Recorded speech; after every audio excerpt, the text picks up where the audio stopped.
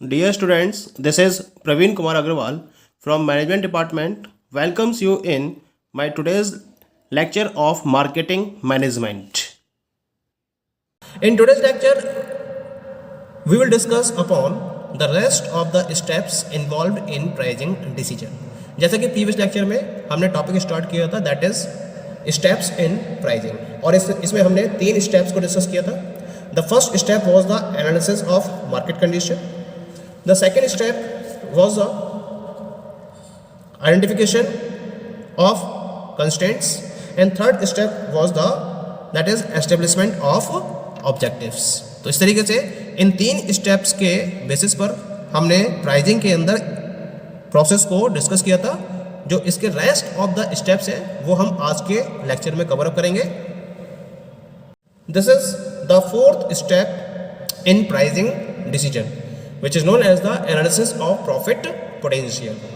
यानी कि पहले स्टेप में हमने मार्केट कंडीशंस को एनालाइज किया था, दूसरी कंडीशंस में हमने कंस्ट्रेंट्स को आइडेंटिफाई किया था, तीसरे स्टेज में हमने ऑब्जेक्टिव्स को एस्टेब्लिश किया था और अब हम प्रॉफिट पोटेंशियल को एनालाइज करेंगे. प्रॉफिट को डिटरमाइन करने के लिए हमें 2 वेरिएबल्स की रिक्वायरमेंट होती है. The first one is the revenue of the product and second one is the cost of the product. Revenue में से कॉस्ट को माइनस कर देंगे तो हमारे पास प्रॉफिट निकल कर आ जाता है.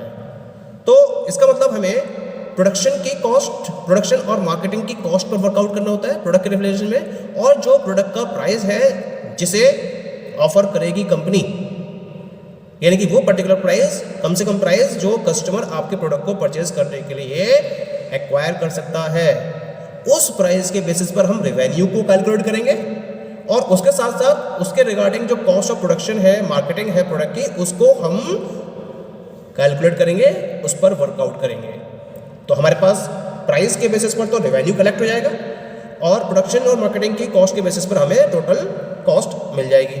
अब हम क्या करेंगे, टोटल रेवेन्यू में से टोटल कॉस्ट को माइनस करके प्रॉफिट पोटेंशियल को डिटरमाइन कर लेंगे. तो हम ये देखेंगे डिफरेंट प्राइजेस पर कि कंपनी का प्रॉफिट पोटेंशियल कितना है.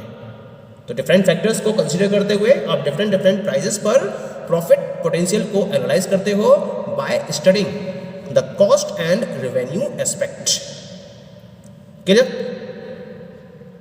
एक बार आप प्रॉफिट पोटेंशियल को एनालाइज कर लेते हो और आपको लगता है कि जो प्राइस आप फॉलो करने जा रहे हो उसके बेसिस पर प्रॉफिट प्रॉपर वे में अर्न किया जा सकता है, then you are moving towards the next step and this is the step number 5, determination of initial price level. यहाँ अब आप क्या करते हो, सारे फैक्टर्स जितने भी आपने स्टेप 4 तक कंसीडर किए हैं उन सारे फैक्टर्स को ध्यान में रखते हुए जो भी पॉसिबल रेंजेस ऑफ प्राइजेस हैं उनमें से इनिशियल प्राइस लेवल को सेट करते हो.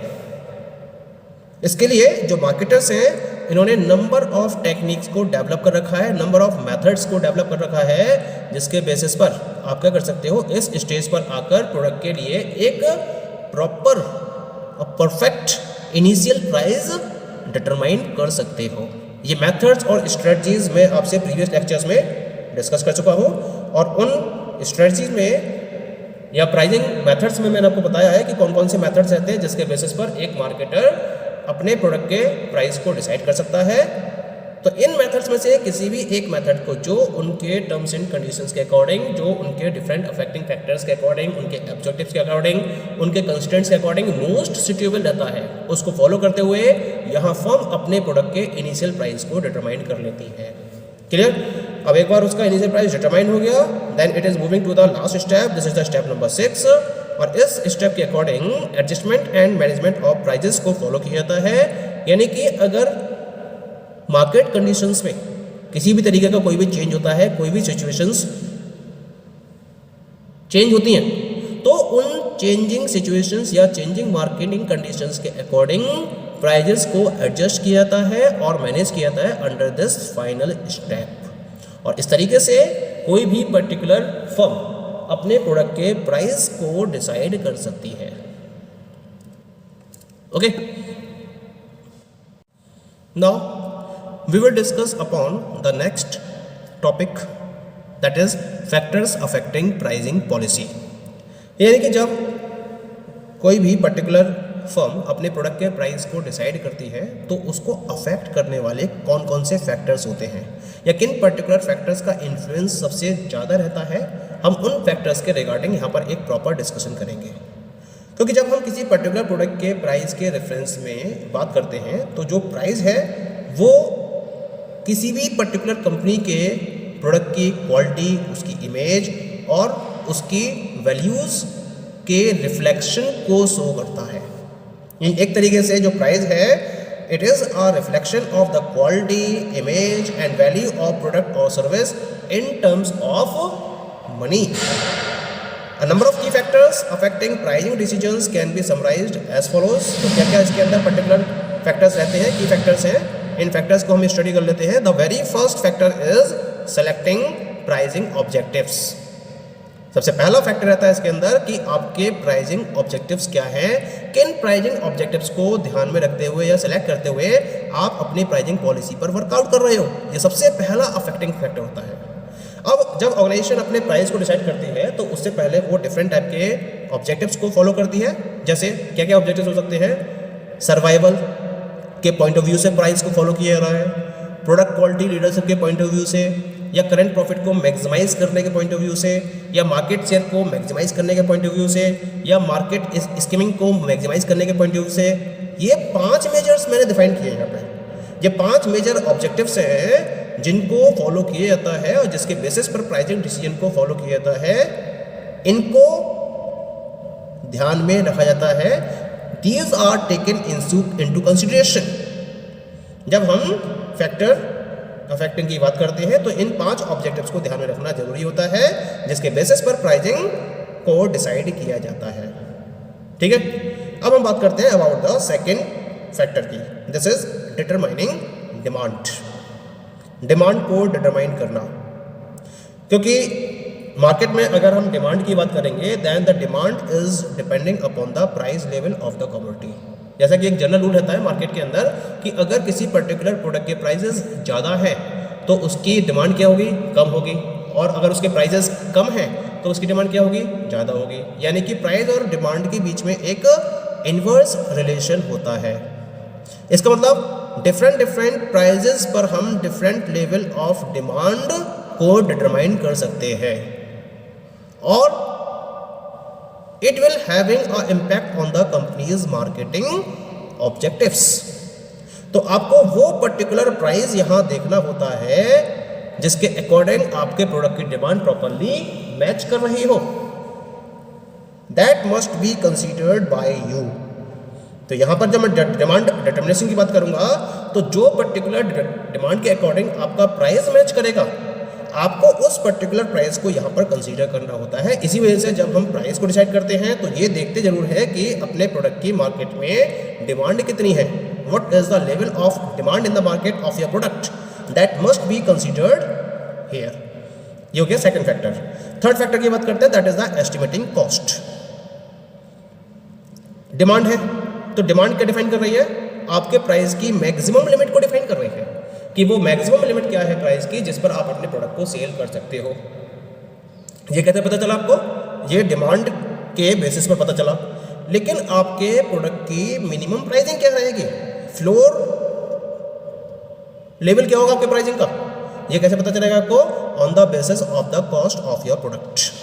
और कॉस्ट ऑफ प्रोडक्ट को डिटरमाइन करने के लिए या ओवरऑल कॉस्ट को डिटरमाइन करने के लिए हम प्रोडक्शन कॉस्ट को, डिस्ट्रीब्यूशन कॉस्ट को और सेलिंग कॉस्ट को इन्वॉल्व करते हैं। इन तीनों कॉस्ट को इन्वॉल्व करने के बाद हमारे पास कंप्लीट कॉस्ट डिटरमाइन हो जाती है। अब कोई भी फर्म है वो इस कॉस्ट से कम लेवल पर अपने प्रोडक्ट को सेल नहीं कर सकती। यानी कि जो उसका कॉस्ट प्राइस है उसको अगर सेल प्राइस बना भी दिया जाए तो उससे कम लेवल पर अपने प्रोडक्ट को वो सेल नहीं कर सकती। अगर वो ऐसा करेगी तो लगातार लॉस में रहेगी और जब लॉस में रहेगी तो ऑटोमेटिकली एक टाइम के बाद उसको अपने ऑपरेशंस क्या करने पड़ेंगे, क्लोज करने पड़ेंगे। तो इसका मतलब जो हुआ कि जो उसकी कॉस्ट है जिसको एस्टिमेट किया गया है वो उसके लिए मिनिमम लिमिट ऑफ प्राइस को डिसाइड करेगी। यानी कि एक तरीके से ये प्राइसिंग के लिए फ्लोर को डिसाइड कर देगी। ठीक है, तो इसको एस्टिमेट करना that is very important, very compulsory from the point of view of the firm. Now the come to the next factor that is analysing competitors cost, prices and offers. अब आपको क्या करना है, यहाँ ये भी देखना होता है कि जो आपके मार्केट में कॉम्पिटिटर्स हैं वो किस कॉस्ट पर प्रोडक्ट को प्रोड्यूस कर रहे हैं, किस प्राइस पर अपने प्रोडक्ट को ऑफर कर रहे हैं कस्टमर्स के लिए, और उसके साथ साथ वो क्या क्या ऑफर्स प्रोवाइड कर रहे हैं। क्योंकि आपको करना क्या है, जो आपके कॉम्पिटिटर्स की कॉस्ट ऑफ प्रोडक्शन है, जो उनके द्वारा प्राइजेस डिमांड किए जा रहे हैं कस्टमर से अपने प्रोडक्ट के रेफरेंस में, और जो वो डिफरेंट ऑफर्स प्रोवाइड कर रहे हैं, उसके अकॉर्डिंग अपने कॉस्ट को, प्राइजेस को और ऑफर्स को मैच करना है। अगर आपको लगता है कि आप अपने कॉम्पिटिटर से सुपीरियर वे में इन सारे फंक्शंस को परफॉर्म कर रहे हो, तब आप अपने कॉम्पिटिटर से ज़्यादा प्राइजेस मार्केट में चार्ज कर सकते हो, यानी कि आपकी कॉस्ट मिनिमम आ रही है और जो आपके ऑफर्स हैं वो आपके कॉम्पिटिटर्स के कंपैरिजन में मोर अट्रैक्टिव हैं, तब आप अपने कस्टमर से ज़्यादा प्राइस चार्ज कर सकते हो। लेकिन अगर ऑलमोस्ट वही सिचुएशन है आपके साथ में जो आपके कॉम्पिटिटर्स की है, तो आपको क्या करना पड़ेगा, उसी प्राइस को चार्ज करना पड़ेगा जिस प्राइस को आपके कॉम्पिटिटर्स चार्ज कर रहे हैं, या फिर आप क्या करोगे, उससे कम प्राइजेस को चार्ज करोगे। तो it is depending upon the competitors cost, prices and offers. This is the next affecting factor while deciding the pricing of your product. और लास्ट इसके अंदर रहता है that is other factors. Other factors में हम कुछ फैक्टर्स को consider करेंगे, जैसे क्या क्या फैक्टर्स रह सकते हैं इसके अंदर। फ्रीक्वेंसी ऑफ परचेज, आपके पर्टिकुलर प्रोडक्ट को परचेज करने की फ्रीक्वेंसी क्या है, हाई लेवल की फ्रीक्वेंसी है, यानी कि again and again short period of time में कंज्यूमर्स आपके प्रोडक्ट को परचेज कर रहे हैं तो लोअर प्राइस सेट करोगे, और अगर डिफरेंस ज़्यादा है टाइम का तो आप ज़्यादा प्राइसेस चार्ज कर सकते हो। आपका प्रोडक्ट अपनी लाइफ साइकिल की किस स्टेज में है, इंट्रोडक्टरी स्टेज में है, ग्रोथ स्टेज में है, मैच्योरिटी स्टेज में है, या फिर डिक्लाइन स्टेज में है, इसके अकॉर्डिंग आपको अपने प्रोडक्ट के प्राइस को डिसाइड करना पड़ता है। आप किस मेथड ऑफ डिस्ट्रीब्यूशन के थ्रू प्रोडक्ट को कंज्यूमर्स को अवेलेबल करा रहे हो। अगर आप ट्रेडिशनल चैनल्स को यूज़ कर रहे हो तो आप कम प्राइस पर अवेलेबल करा सकते हो, तो आपको प्राइजेस इसके अकॉर्डिंग सेट करने पड़ेंगे। लेकिन अगर आप एक्सक्लूसिव शोरूम्स को फॉलो कर रहे हो या किसी और बोर्ड को फॉलो कर रहे हो, तो उसमें जो कॉस्ट इन्वॉल्व होगी उसके अकॉर्डिंग आपको अपने प्रोडक्ट के प्राइस को डिसाइड करना होता है। आपके कितने नंबर ऑफ सब्स्टिट्यूट्स मार्केट में अवेलेबल हैं, अगर नंबर ऑफ सब्स्टिट्यूट्स ज़्यादा होंगे तो कंपेरेटिवली आपको कम प्राइजेस चार्ज करना पड़ेगा, लेकिन अगर सब्स्टिट्यूट्स कम होंगे तो आप ज़्यादा प्राइजेस चार्ज कर सकते हो। आपके प्रोडक्ट की रेंज क्या है, कंपटीशन का लेवल क्या है मार्केट में, level of competition is at the highest और एट द लोएस्ट। अगर टफ कंपटीशन है मार्केट के अंदर तो आपको प्राइस बेसिस पर कंपटीशन करना पड़ सकता है, और कॉम्पिटिटर्स के कंपैरिजन में आपको कम प्राइस में प्रोडक्ट को सेल करना होगा।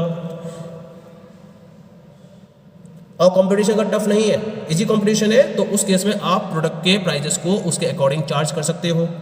या फिर टारगेट रेट ऑफ प्रॉफिट क्या है आपका, आपने एक अपना प्रॉफिट के रिगार्डिंग टारगेट सेट कर रखा है कि उतना प्रॉफिट आपको चाहिए ही चाहिए अपने पर्टिकुलर प्रोडक्शन ऑपरेशन पर, तो वो जो प्रॉफिट आपको चाहिए उसके बेसिस पर भी आप अपने प्रोडक्ट के प्राइस को डिसाइड करते हो।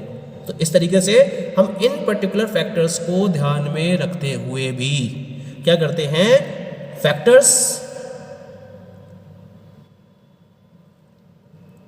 जो अफेक्ट कर रहे हैं प्राइसिंग पॉलिसी को, तो हम प्रोडक्ट के प्राइस को इसके बेसिस पर डिटरमाइन करते हैं। तो यहाँ मैंने कुछ इंपॉर्टेंट फैक्टर्स आपसे कंसीडर करे, जैसे प्राइसिंग ऑब्जेक्टिव्स है, डिमांड है, कॉस्ट है, कॉम्पिटिटर्स की पॉलिसी है और अदर फैक्टर्स हैं। इन सारे फैक्टर्स को ध्यान में रखते हुए एक ऑर्गेनाइजेशन को अपनी प्राइसिंग पॉलिसी को डिसाइड करना जरूरी रहता है। Okay, thank you.